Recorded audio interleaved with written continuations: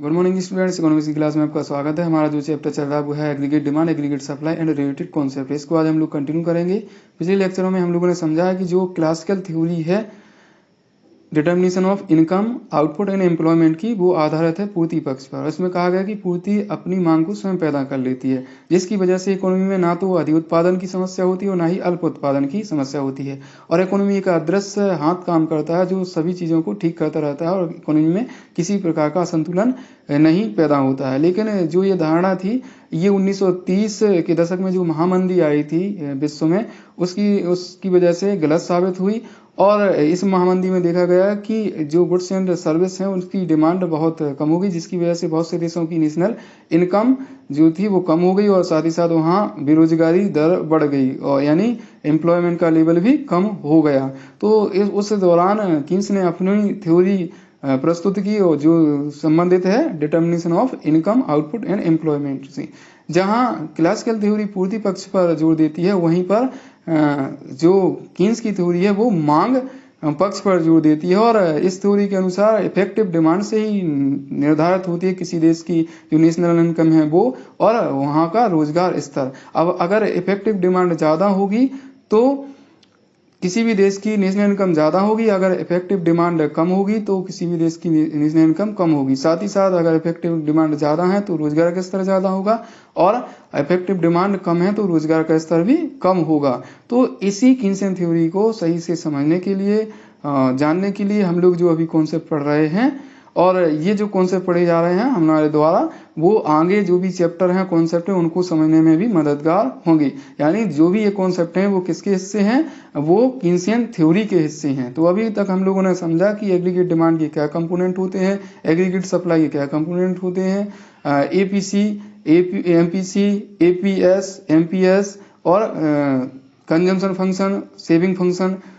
तो इनको जाना। अगर हम सामान्य से शब्दों में कहें तो जो ये पीसी है वो आदत को बताता है किसी इकोनॉमी के व्यक्तियों की कि उनका एक दिया गया आय स्तर है, तो उस आय स्तर में उनकी क्या आदत है कि उस आय का कितना हिस्सा वो खर्च कर रहे हैं। और अगर बात करें हम लोग एपीएस की, तो इसका मतलब है कि उसी आय स्तर पर कितना वो बचा रहे हैं, यानी उनकी बचाने की क्या आदत है वही कहलाती है एपीएस, और खर्च करने की क्या आदत है वही कहलाती है एपीसी।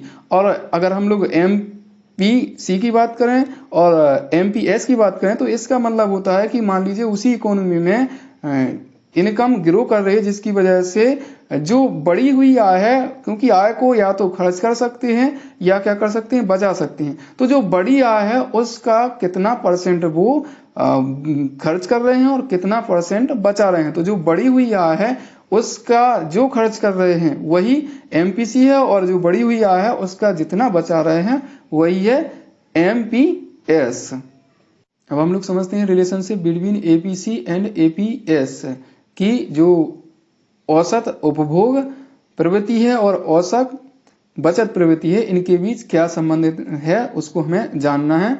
तो हम लोग देखते हैं the sum of APC and APS is equal to 1। APC और एपीएस का जो टोटल होता है, योग होता है, वो 1 के बराबर होता है। अगर इन दोनों को जोड़ दें तो कितनी की वैल्यू आएगी, बिल्कुल सही 1 के बराबर वैल्यू आएगी। तो उसको हमें सिद्ध करना है। हमें पता है कि जो इनकम होती है या तो उसको खर्च किया जा सकता है या बचाया जा सकता है, या फिर कुछ हिस्सा इनकम का खर्च किया जा सकता है और कुछ हिस्सा बचाया जा सकता है, यानी y equal to C plus S. तो इसमें दोनों जो पक्ष हैं इसके y से डिवाइड कर देंगे। y का मतलब इनकम, तो यहाँ पर हमें प्राप्त हो जाएगा y upon Y equal to C upon Y plus S upon Y. तो y से y कट जाएगा तो हमें वैल्यू 1 की प्राप्त हो जाएगी। और जो c अपॉन वाई है ये ए पी सी है और s अपॉन वाई है ये है एपीएस। तो इस प्रकार हमने सिद्ध कर दिया कि जो एपीसी है और एपीएस है, इनका योग 1 के बराबर होता है। अब हम लोग समझते हैं relationship between MPC and MPS. The sum of MPC and MPS is equal to 1। इनका भी जो योग है एमपीसी और एमपीएस वो 1 के बराबर होता है। तो इसको हमें सिद्ध करना है। हमें पता है कि del Y equal to del C plus del S, यानी डेल वाई का मतलब यहाँ है बढ़ी हुई इनकम। तो जो इनकम में परिवर्तन होता है, यानी मान लीजिए इनकम 1000 थी पहले किसी व्यक्ति की, अब वो हो जाती है 1500, तो ऐसी स्थिति में वो बढ़ी हुई इनकम का या तो खर्च करेगा या बचाएगा, या कुछ हिस्सा खर्च कर सकता है और कुछ हिस्सा बचा सकता है। तो वो जो खर्च वाला हिस्सा है और बचाया हुआ हिस्सा है, तो वो दोनों किसके बराबर होंगे? उस बढ़ी हुई इनकम के बराबर होंगे। जैसे मान लीजिए जो 500 रुपये बढ़ा है उसकी इनकम, क्योंकि 1000 से 1500 हो गई है, तो इस स्थिति में वो 300 मान लीजिए खर्च कर देता है और 200 बचा लेता है उस बड़ी इनकम का। तो यहाँ पर जो 500 बढ़ा है वो किसके बराबर हो जाएगा? इक्वल टू 300 जो खर्च कर दिया है और 200 उस बड़ी हुई इनकम का बचा लिया है, तो वो क्या होंगे? आपस में बराबर होंगी। तो इसी में हम लोग डिवाइड कर देंगे दोनों पक्षों में, किससे? डेल वाई से। तो यहाँ प्राप्त होगा हमें del Y upon del Y equal to del C upon del Y plus del S upon del Y. तो डेल वाई अपॉन ये डेल वाई आपस में कट जाएगा और इसकी वैल्यू 1 आ जाएगी इक्वल टू, हमें पता है कि del C upon del Y ये किसका फॉर्मूला है या किसके बराबर है? एम पी सी के बराबर है। और वहीं del S upon del Y ये किसका फॉर्मूला है, यानी किसके बराबर है? एम पी एस के बराबर है। तो इस प्रकार हमने सिद्ध कर दिया कि जो एम पी सी और एम पी एस है इनका योग 1 के बराबर होता है। अब हम लोग समझते हैं इक्वेशन ऑफ सेविंग फंक्शन। तो जो सेविंग फलन का समीकरण है वो क्या है? हम लोगों ने इक्वेशन ऑफ कंजम्पशन फंक्शन समझा है कि जो भोग फलन है उसका समीकरण क्या है। तो वो एक रेखीय समीकरण था, तो उसकी मदद से हम लोग यहाँ जो सेविंग फंक्शन का इक्वेशन है, समीकरण है, उसको प्राप्त करेंगे। हमें पता है कि S equal to Y minus C, क्योंकि जो y होती है वो किसका जोड़ होती है? c प्लस एस का जोड़ होती है, और s प्राप्त करना है तो हम y में से c को माइनस कर देंगे। तो इस प्रकार से हम लोग ये पता है कि s equal to Y minus C. अब जो ये पहला समीकरण है इसमें, और दूसरा समीकरण हमारा c, हमें c की वैल्यू पता है कि वो कितने के बराबर होती है? वो होती है c बार। सी बार यहाँ क्या है? ऑटोनोमस कंजम्पशन है, जो इनकम से प्रभावित नहीं होता। और आपको पता है एक होता है इंड्यूस्ड कंजम्पशन, और वो किससे प्रभावित होता है? वो बिल्कुल सही, वो होता है इनकम से प्रभावित। की जितनी ज्यादा इनकम होगी उतनी ही ज्यादा जो कंजम्पशन है वो उसका लेवल भी बढ़ेगा। लेकिन जरूरी नहीं कि जितनी तेजी से इनकम बढ़ेगी उतनी ही तेजी से कंजम्पशन बढ़ेगा। तो यहाँ पर जो बी वाई है इसकी मदद से हम लोग जो प्रेरित भोग है उसको प्राप्त करते हैं। तो जो बी की वैल्यू, बी यहाँ क्या है? एम पी सी है, यानी जो बड़ी हुई इनकम होती है तो उसका कितना खर्च किया जा रहा है वही एमपीसी कहलाती है। तो अगर यहाँ बी की वैल्यू ज्यादा होगी तो जो बड़ा हुआ भोग है यानी प्रेरित उपभोग है उसकी वैल्यू ज्यादा प्राप्त होगी। अगर बी की वैल्यू कम है तो जो उपभोग है उसकी भी वैल्यू, जो प्रेरित उपभोग है वो कम आएगी। तो इसके मदद से हमें क्या प्राप्त करना है? सेविंग फंक्शन का जो समीकरण है उसको प्राप्त करना है। अब हम लोग जो समीकरण 2 है उसकी वैल्यू को समीकरण 1 में रख देते हैं, यानी c की वैल्यू को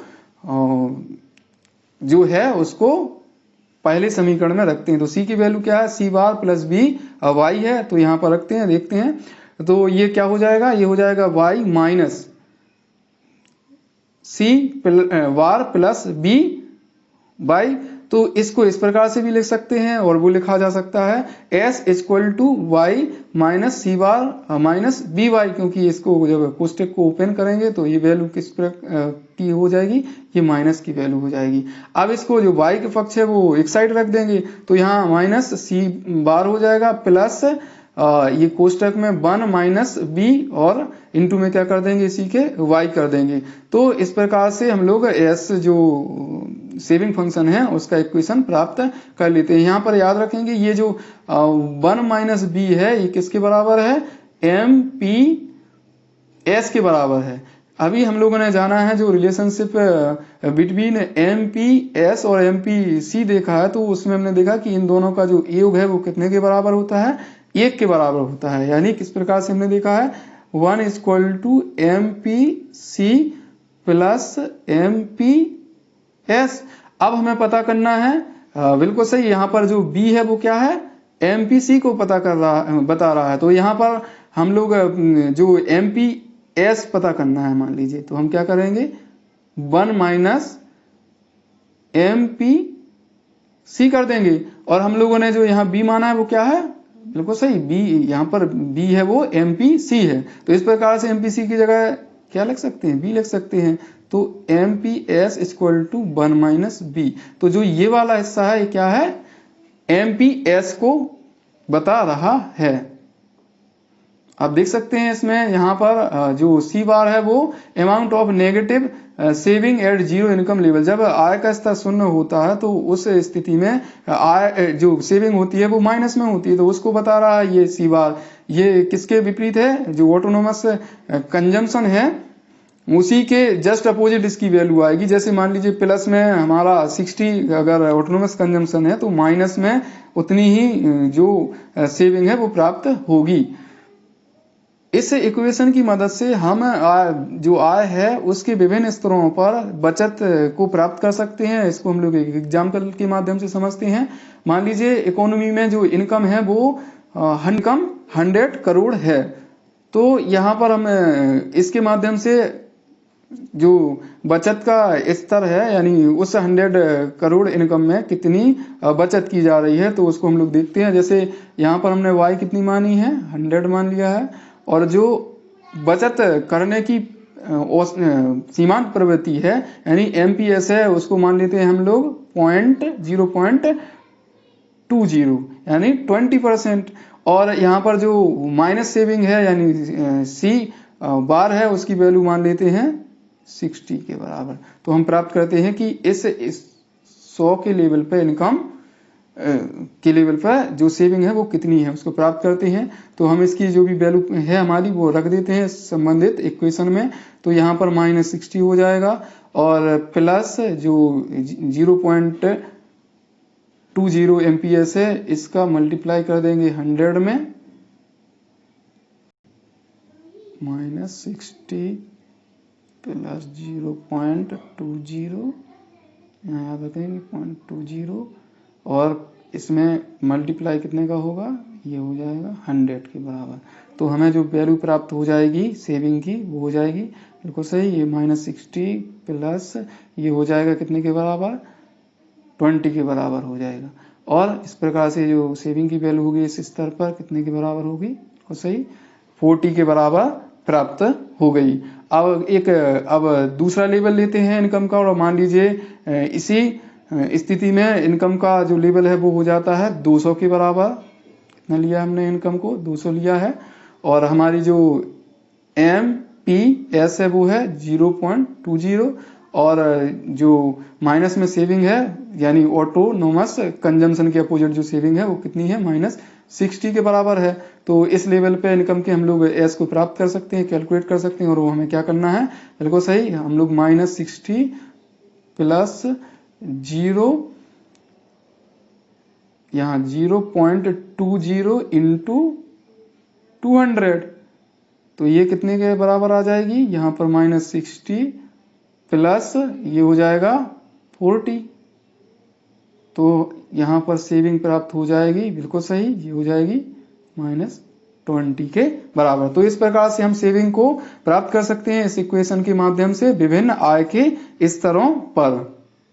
जो भी हम लोगों ने अभी तक समझा है APC, APS, MPC और MPS के बारे में, वो इस टेबल के माध्यम से भी हम समझ सकते हैं। यानी इसमें समझना है हमें inter relationship between APC, APS, MPC और MPS के बारे में। तो हम लोगों ने जाना है कि जो इनकम का लेवल दिया हुआ था यहाँ पर हम लोगों ने केवल 5 ही लेवल लिए हैं, यहाँ 6 लेवल हैं क्योंकि 0 वाला भी लेवल है एक, और जो 2 लेवल हैं 600 और 700 वाला, 600 करोड़ और 700 करोड़ वाला, वो हम लोगों ने लेवल यहाँ नहीं लिया है, टेबल को इस संबंधित स्क्रीन पर समायोजित करने की वजह से नहीं लिया है। तो यहाँ पर हम लोग देख सकते हैं कि जो विभिन्न आय के स्तर हैं उस आय के स्तरों पर कंजम्पशन का स्तर भी ये दिया है पहले की जितना है अलग अलग स्तरों पे, और सेविंग का भी स्तर दिया हुआ है। तो और इसमें हमने देखा है कि हर स्तर में कितनी इनकम चेंज हो रही है, 100 के बराबर, और कंजम्पशन जो चेंज हो रहा है वो 70 के बराबर हो रहा है। और यहाँ पर याद रखें यहाँ 30 है, जो सेविंग चेंज हो रही है वो 30 के बराबर हुई है हर स्तर में। और जो एपीसी है, तो एपीसी का हम लोगों को फॉर्मूला पता है और वो किस प्रकार से प्राप्त होती है, वो होती है C/Y। तो इसी लेवल से हम लोग जो भी कॉलम बने हुए हैं उनसे संबंधित वैल्यू को निकालेंगे और इस संबंधित फॉर्मूले में रख के उसकी जो भी हर कॉलम की वैल्यू होगी एपीसी की वो प्राप्त कर लेंगे। जैसे यहाँ पर हमें पता करना है पहले ये दूसरे लेवल में इनकम के कि एपीसी है वो कितनी है, तो हमें पता है कि कंजम्पशन का लेवल 130 है और इनकम का लेवल 100 है। तो 130 को 100 से डिवाइड कर देंगे तो जो भी वैल्यू होगी वो क्या प्राप्त हो जाएगी, वो हो जाएगी 1.0 प्राप्त हो जाएगी। और दूसरे लेवल की बात करें तो यहाँ पर इनकम का लेवल जो है 200 के बराबर है और कंजम्पशन का लेवल भी 200 के बराबर है। तो इनको 200/200 कर देंगे तो जो भी वैल्यू आएगी वो कितने के बराबर आ जाएगी, वो आ जाएगी 1 के बराबर हो जाएगी। तो ऐसे ही आगे कैलकुलेट कर सकते हैं। अब बात करते हैं एपीएस की। तो एपीएस की भी जो संबंधित वैल्यू दी हुई है किसकी, इनकम और सेविंग की, उसकी मदद से ये जो कॉलम है एपीएस वाला इस सारी वैल्यू को प्राप्त कर सकते हैं। और वो किस प्रकार से, वो हमें फॉर्मूला पता है किसका, एपीएस का, और वो क्या होता है S/Y होता है। तो इसी तरह से जो भी वैल्यू है और इनकम की और उस संबंधित इनकम लेवल पर सेविंग की वैल्यू है उसके माध्यम से हम लोग एपीएस की वैल्यू पता कर लेंगे। तो देखते हैं हम लोग जो दूसरा लेवल दिया हुआ है इसका इनकम का वो 100 है और दूसरा सेविंग का जो लेवल है वो -30। तो इस लेवल पर एपीएस पता करते हैं तो हमें पता है कि इसमें हम लोग जो -30 है इसमें किससे डिवाइड कर देंगे, 100 से। तो जो भी वैल्यू आएगी वो बिल्कुल कितने के बराबर आ जाएगी, -0.30 के बराबर आ जाएगी। और ऐसे ही आगे जो भी वैल्यू है वो हम लोग प्राप्त कर सकते हैं। अब हम बात करते हैं एमपीसी की। तो एमपीसी भी इसी के माध्यम से हम प्राप्त कर सकते हैं। तो एमपीसी का जो हमें फॉर्मूला है वो पता है कि एमपीसी का फॉर्मूला होता है डेल यहाँ पर C/del y, यानी जो बढ़ी हुई इनकम है उसका कितना हिस्सा खर्च किया जा रहा है। तो इसमें हम देख सकते हैं कि यहाँ इनकम पहले लेवल पे देखते हैं यानी 0 से 100 हो जाती है तो कितना बढ़ गई है, ये 100 के बराबर बढ़ी है। और जो कंजम्पशन का लेवल है वो 60 से 130 के बराबर हो गया। तो ये कितने के बराबर बढ़ा है, 70 के बराबर बढ़ा है बिल्कुल। तो इस फॉर्मूले में यही वैल्यू रख देंगे तो ये हो जाएगी 70/100। तो कितना आ जाएगा वैल्यू इसका, इस लेवल पे एमपीसी का 0.70 प्राप्त हो जाएगा।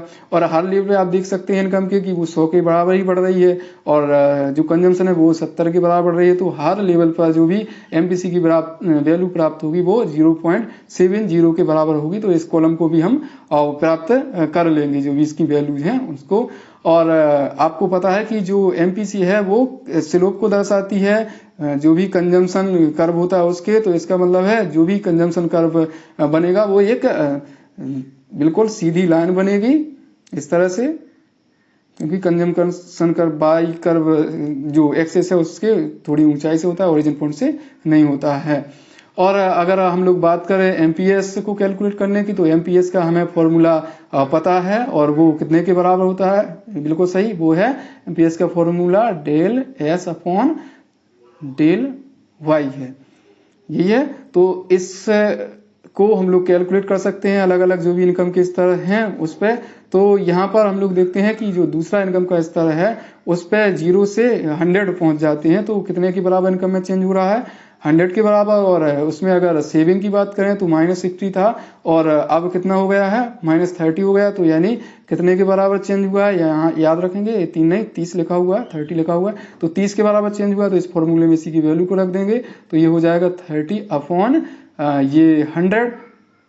तो ये कितना वैल्यू प्राप्त हो जाएगी एमपीएस की, 0.30 वैल्यू प्राप्त हो जाएगी। इसका मतलब है कि बढ़ी हुई इनकम का 30% सेव किया जा रहा है और बाकी जो हिस्सा है 70% वो खर्च किया जा रहा है। हम लोगों ने पहले ही समझ लिया है कि जो एमपीसी और एमपीएस का योग होता है, जोड़ होता है, वो कितने के बराबर होता है? 1 के बराबर होता है। तो जाहिर सी बात है कि जब हमें MPS जो है वो कितनी दी है? 0.30 दी है। तो उसकी मदद से हम लोग 1 से माइनस कर देंगे 0.03, तो हमें किसकी वैल्यू प्राप्त हो जाएगी? बिल्कुल सही, हमें प्राप्त हो जाएगी उस लेवल पे MPC की वैल्यू प्राप्त हो जाएगी। और वो आप देख सकते हैं कैसे, जैसे हमें प्राप्त करना है MPC की वैल्यू और हमें पता है किसकी वैल्यू?